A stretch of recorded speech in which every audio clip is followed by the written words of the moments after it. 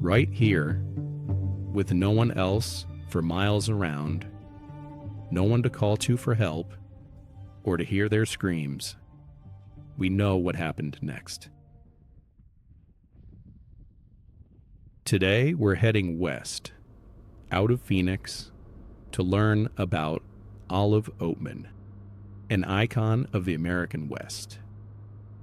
Her story is one of survival in the face of unrelenting hardship. It's also a story of the resilience of the human spirit and the love of family. The Oatmans were the last family of a wagon train that had left Illinois 7 months earlier, and they were struggling, really struggling to make their way down the Gila Trail in southern Arizona. With barely any supplies, fatigued, hungry, and no idea how much danger still lay ahead. On February 18th, 1851, the Oatmans were attacked by a band of Tocopaya Indians while camped alongside the Gila River.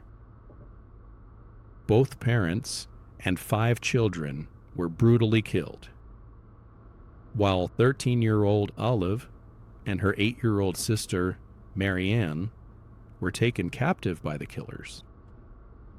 These young girls would live among the killers for a full year before being sold to the Mojave for some horses, beads, and blankets. For 4 more years, Olive and Marianne would live with the Mojave. They would eat, work, and dress as Mojave. They would speak the Mojave language and have Mojave names and be part of a Mojave family. And, most iconically, they would be tattooed as Mojave. Today, we're going to see for ourselves where the Olive-Oatman legend began. Welcome to the Resilient Olive-Oatman, an in situ museum. This is all part of something we call in situ museums, where traditional museums do a great job gathering artifacts from all around and presenting them in one place. We, at in situ museums, want to encourage going and experiencing these stories for yourselves in situ, which simply means in the original place where it happened. This video is a quick preview of what some of that experience might look like, whether traveling as a family, a group of friends, with a pal, or solo. For more information on what we're all about, including a free audio playlist and an in situ museum mobile app, check out our other free resources in this channel and on our website. Links are in the description. At the end of this video, we'll also provide a navigation guide that includes some helpful directions, drive times, and terrain information to make sure you and your group are ready to go. From the I-10 west, out of Phoenix, we turn south on Arizona Route 85.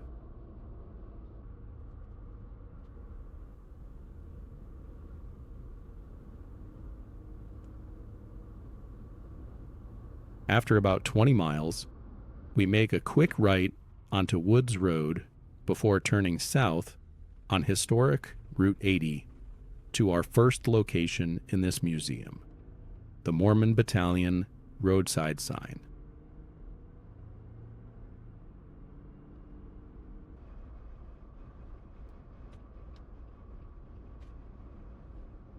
You could be forgiven for thinking, big deal, a bunch of soldiers in the 1840s built a wagon road.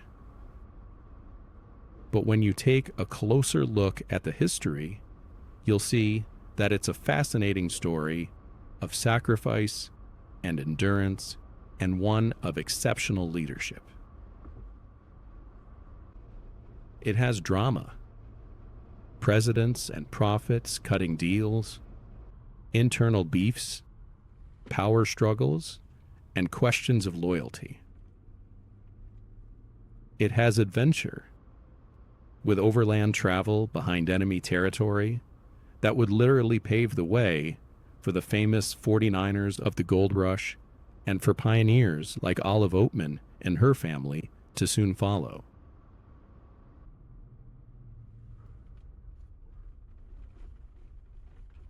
It's on Old Historic Highway US 80, about 4 miles shy of Gila Bend, that you'll arrive at this modest roadside sign.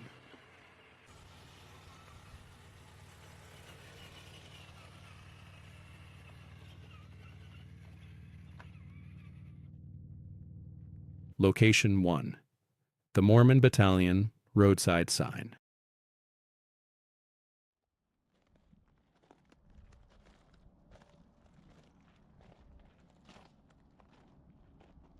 The Mormon Battalion, composed of roughly 500 volunteers, is the only official, distinctively religious unit in the history of the United States military.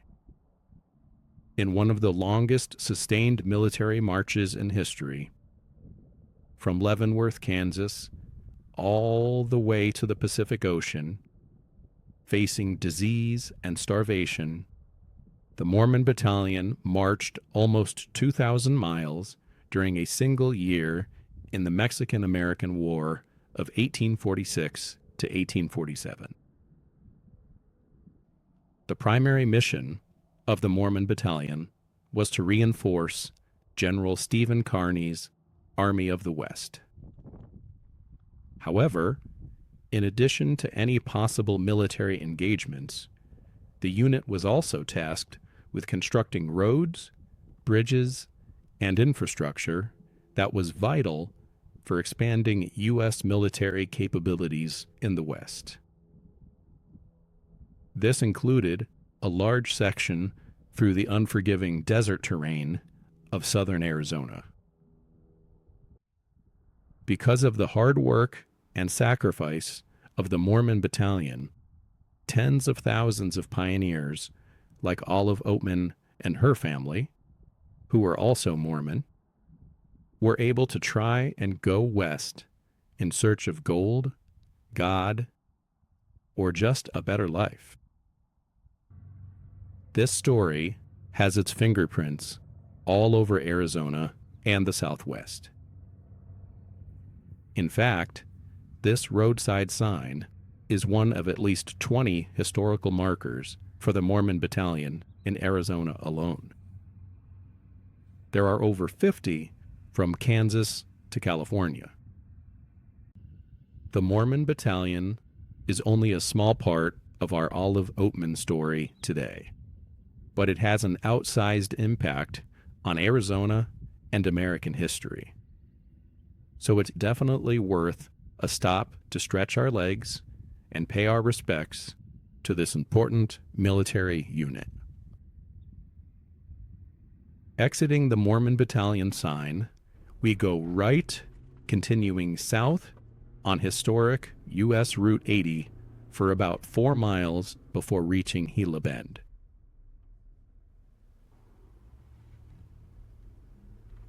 Today, our group is fueled up and snacked up to the gills, so we're going to keep going, west, through town, and out to Interstate 8. If you need a resupply when you're out here, this would be a good place. It's 30 miles from Gila Bend to exit 87 to the Sentinel Agua Caliente Road. Google sometimes tells you it's 45 minutes due to a U-turn that is no longer necessary. Just use Conde's middle of nowhere chevron in your directions, as we do in the link in the description, and you should be fine. Also, don't take the Painted Rocks route either. That no longer goes through. Just stay on Interstate 8 until exit 87. Exit 87. This is us.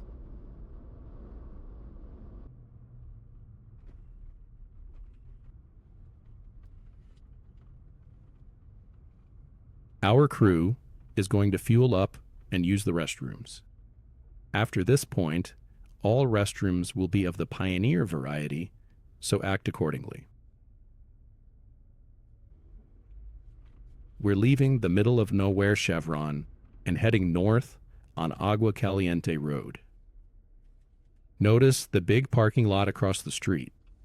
It seems like a good place to leave any RVs, hot rods, or other vehicles you don't want to take on a dirt road.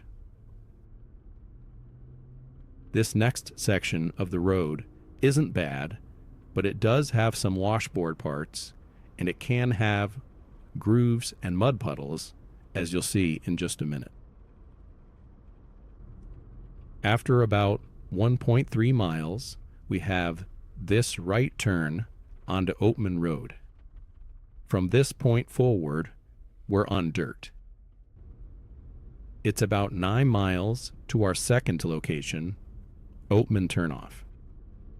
It's bumpy, but as long as it's dry, most trucks and SUVs should be okay.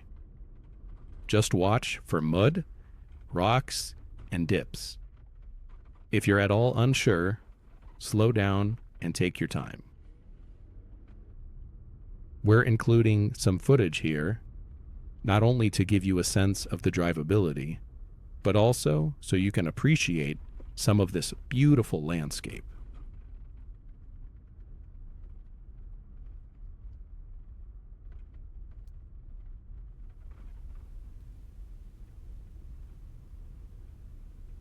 At 9 miles in, we find our turnoff.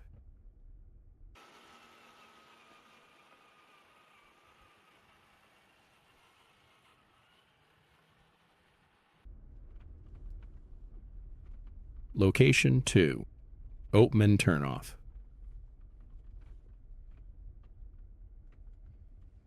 Our group fits easily here today, but you can park 4 to 6 vehicles in this loop without a problem.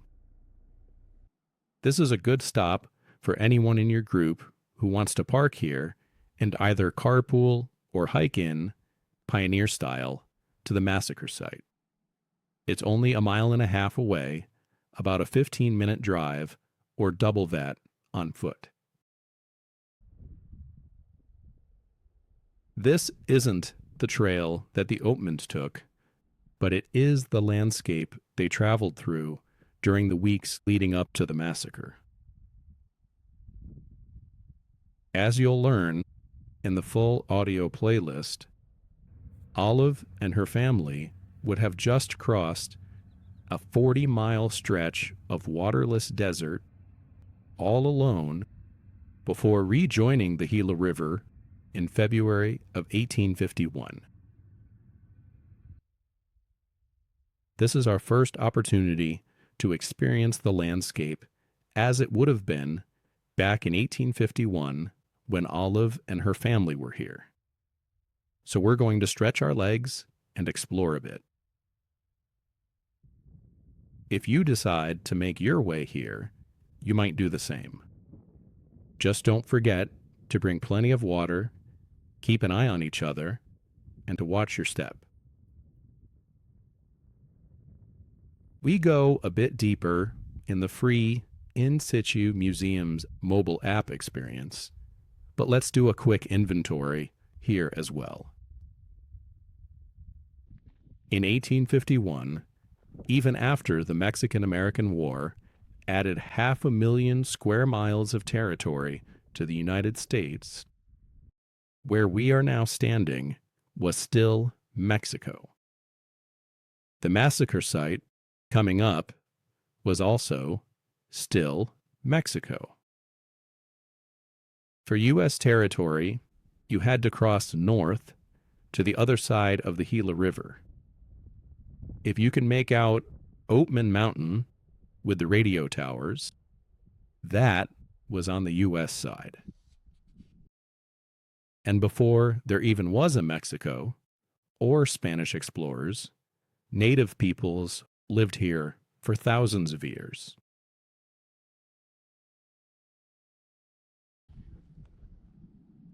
In this part of the desert, it may not seem like there's much here, but really look around. Try to remember what you saw on the 9-mile drive in. We're standing on the Sentinel volcanic field. Notice the desert varnish on the basalt rocks, north and south of the parking area, and in the distance. With rocky soil proving too difficult to dig into, it will be rocks just like these that will be used to bury the remains of the Oatman family in 1851. We want to make sure we have plenty of time at the massacre site, so we're going to load back into the vehicles and head down this final stretch. It's about 1.5 miles, a 15-minute drive, or double that if you decide to express your inner pioneer and hike in. By the way, while the land here is very flat, there are some pretty sharp, big rocks that can ruin your day in one bump. So be sure to watch the navigation guide at the end of this video so you and your group can plan accordingly. We'll include some footage here for reference.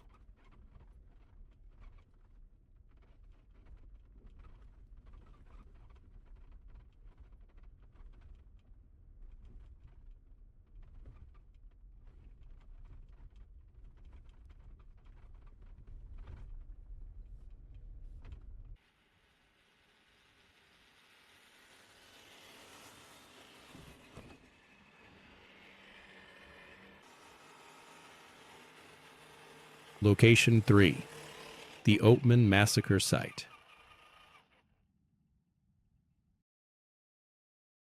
We're here. The Oatman Massacre Site. On a cliff overlooking Oatman Flat with Oatman Mountain in the distance. We're standing in the place where real events happened to real people. It's important to come here and see the place for yourself. When you're here, in situ, the events come to life. The people are no longer just characters out of a book or a free audio playlist. They become life-size, and we can imagine them here with us as part of the real world. So who was here that day?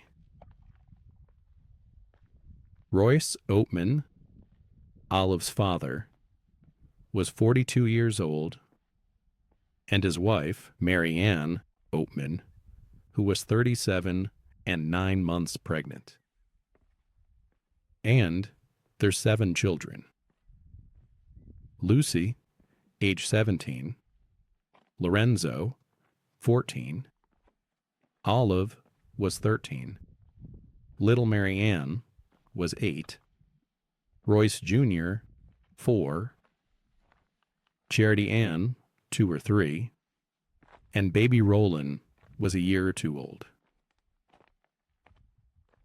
With barely any supplies, fatigued, hungry, and no idea how much danger still lay ahead, the Oatmans left Maricopa Wells and spent the better part of a week crossing a 40-mile stretch of waterless desert before rejoining the Gila River and making camp the night before just down the slope from here.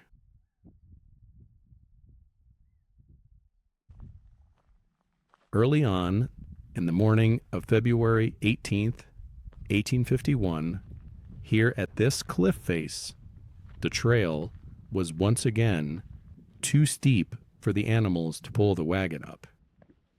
So, once again, out came all that gear, and up the Oatmans had to push the empty wagon and the livestock to the top of the hill before returning back down the hill to carry all those same supplies by hand up to the top where we are now standing. Later that afternoon, in this same location, the Oatman family was preparing their evening meal when Olive's older brother, Lorenzo, was the first to spot the Indians coming up the trail into his family's camp. There were just so many of them. More than a dozen. 15, 20. Either way, too many. Quick, standing here now, what do you do? What do you do? Do you and the teenagers grab firearms and defend yourselves? Do you try to make a run for it? Olive's father, Royce, chose to stay calm and to try to appease the men. After smoking his tobacco, the men asked for more food, which the Oatmans didn't have. Before long, the men were rifling through the wagon and the supplies. Then, the men gathered together and started talking amongst themselves. Right here, with no one else for miles around, no one to call to for help or to hear their screams, we know what happened next. Royce, Marianne, and 5 of their children, one being unborn, were killed, and Olive and Marianne were taken captive by the killers. But this is only the beginning of the story, barely scratching the surface. What decisions led up to that terrible day? What happened to the rest of the wagon train? How did Olive and Marianne survive living with the killers of their family for an entire year? What did it take for the girls to adjust to life as a Mojave? Who is in this new adoptive family? And what was the meaning behind that iconic facial tattoo? Through all the grit and fortitude in the face of tragedy and adversity, did Olive Oatman, the person, not just the American icon, ever find any peace after the massacre? Insights into these questions and so much more can be found in the Resilient Olive Oatman audio playlist and in the mobile app experience. In fact, the mobile app experience, which takes you and your travel group through each in situ museum location, even has a bonus in situ section, not included here in this preview video. The kids asked me to include the following hint. Back from the dead. Back from the dead. Both the audio playlist and the mobile app experience are free. If you're interested in experiencing for yourself a timeless story of the resilience of the human spirit and the love of family, a better understanding of our collective local history, or if you just appreciate getting out into nature for an adventure, then the Resilient Olive Oatman is for you. Exploring the area. After listening to the full audio playlist and using the mobile app to experience, in person, these 3 in situ locations, plus the bonus Back from the Dead section here at the Massacre site, we hope you'll have a deeper understanding and appreciation of Olive-Oatman, the human being, and Olive-Oatman, the legend of the American West. If there's enough daylight, water, and supplies, we'd encourage you to further explore the area before heading home. Centuries-old petroglyphs and other remnants of the Gila Trail and the Mormon Battalion wagon road, as well as beautiful desert landscape, are all worthy of our attention.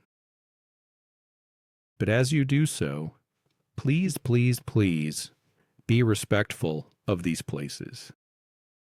I know we're all adults here, but the only reason there's still anything left to see at all is because someone before us made the right decision not to touch, remove, or deface any of the historical items you might see in your exploring. Let's remember, leave no trace principles, link in the description, and if you packed it in, pack it out. Otherwise, let's move on to the navigation guide for this in situ museum. Navigation guide.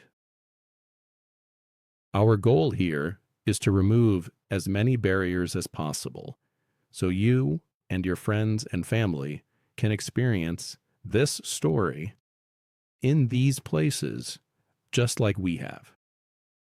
Therefore, we're including this navigation guide to help you get prepared for your trip. We'll start with some drive time estimates. These are based on a few different points of departure. For people coming up from Tucson, down from Flagstaff, or over from Quartzsite, you'll have to adjust for the time it takes to get to the Mormon Battalion roadside sign, as all distances from there are, of course, the same for everyone. Just don't forget to include the same amount of drive time for the way home when you're planning.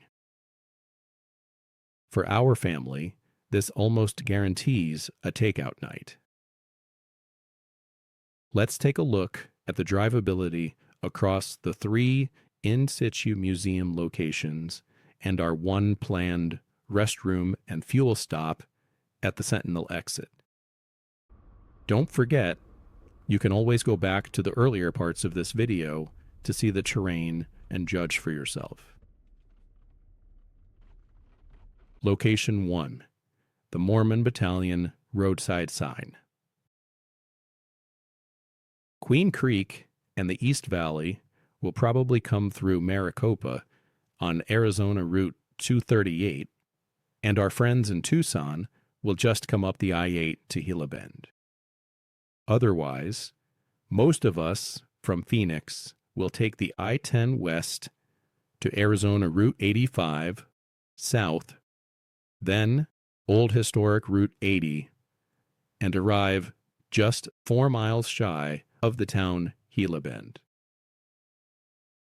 Highway miles on flat, paved roads makes this an easy drive for all types of vehicles. The parking lot at the Mormon Battalion roadside sign is dirt, but flat and wide. It can fit Class Bs, no sweat, and a Class C or 2, if not too crowded, which it rarely is. Elton John and other Class As might need to park parallel to Route 80. Restroom stop at the Sentinel exit. That is Conde's middle of nowhere chevron. It's 4 2-laned miles to Gila Bend proper and another 30 miles on I-8 to get to our quick stop at exit 87 in Sentinel. A flat, pretty drive alongside trains to the left, solar farms and fields to the right. Another easy drive for all types of vehicles. There's parking at the convenience store, small dog walking area as well, and that big open lot across the street where even the biggest RVs can fit. Leaving the last restroom for a while at the Chevron, beyond just RVs, this is also where you might want to leave behind any sports cars and regular sedans, like a Honda Accord or a Prius, and probably any heavy street bikes. Location 2, Oatman-Turnoff. We travel 1.3 miles north on pavement before turning right on Oatman Road for 9 miles of washboard dirt roads. Dips, recent washouts, and some deep grooves can be expected. In our years of family adventure, we've seen people with trailers and in vans doing some pretty bold things in regards to terrain. If that's you, it'll have to be your call. I personally register quite high on the risk-averse scale. Stock Jeeps, 4Runners, trucks, and most SUVs should manage, if they're careful of the dips and keep it at low speeds. There's enough space for 4 to 6 vehicles to park without disrupting the landscape. Location 3, the Oatman Massacre site. It's 1.5 bumpy miles from the Oatman Turnoff location to the Massacre site. I've seen someone make it in a 90s era Econoline van, and I've seen someone drive 20 miles an hour in a little Toyota 4x2, but I wouldn't recommend either. The terrain is flat, and when dry, quite easy to drive. However, there are some big, sharp rocks that can ruin your day in one bump. And even if you have cell coverage here, a tow is likely expensive. But we're all grown-ups, so I'll just say that about any high clearance vehicle can make it. Just keep your speeds down and get out and take a look if you're at all unsure at any point. Hiking in on foot, pioneer style, is a breeze. Count on around 30 minutes, and of course, carry plenty of water, protection from the sun, devices, etc. Just don't forget, it's 30 more minutes back, and you'll likely be at the Massacre site for at least a few hours. There's a parking loop right in front of the Massacre site that can hold the same 4 to 6 vehicles. We hope you've enjoyed this preview of the resilient Olive-Oatman, an in situ museum. We cannot wait for you and your friends and family to come out here and experience this story in these places for yourselves sometime soon. For more information on Olive, other in situ museums, and how to keep these free for everyone, please visit our website, insitumuseums.com.